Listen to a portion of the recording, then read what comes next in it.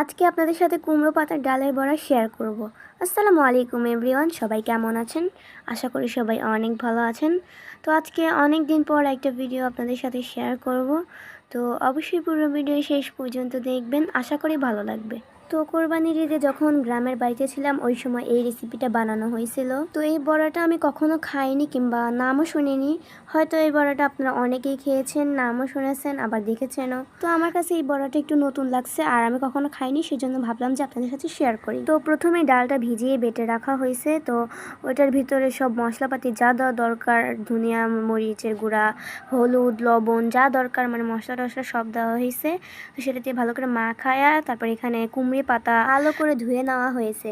তো যেহেতু আমাদের গ্রামের বাড়িতে কুমড়ি পাতার কোনো অভাব নেই, সেজন্য ফ্রেশ ফ্রেশ কুমড়ি পাতাই পাওয়া যায়। ঢাকা শহরে তো সেরকম গাছ টাছ দেখতে পাওয়া যায় না, সেজন্য কিনে আনতে হয়, কিন্তু ওগুলা ফ্রেশ নাও হতে পারে। কিন্তু আমাদের এই কুমড়ি পাতাগুলো একদম ফ্রেশ, একদম গাছে থেকে পেড়ে সরাসরি ধুয়ে ব্যবহার করা হয়েছে। যাই হোক, ডাল বাটা আর পাতা একসাথে রেডি করে তারপরে এই যে দেখতে পাচ্ছেন কিভাবে পাতার গায়ে ভরিয়ে দেওয়া হচ্ছে।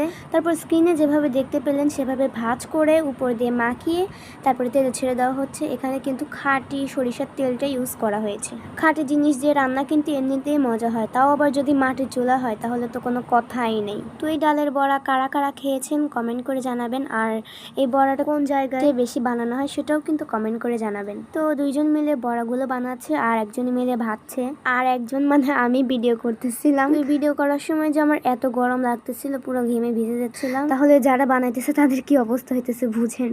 তো এই গরমে মাটির চুলে রান্না করা একটু কষ্টই, এখন কিছু করার নেই, যেহেতু খেতে হবে।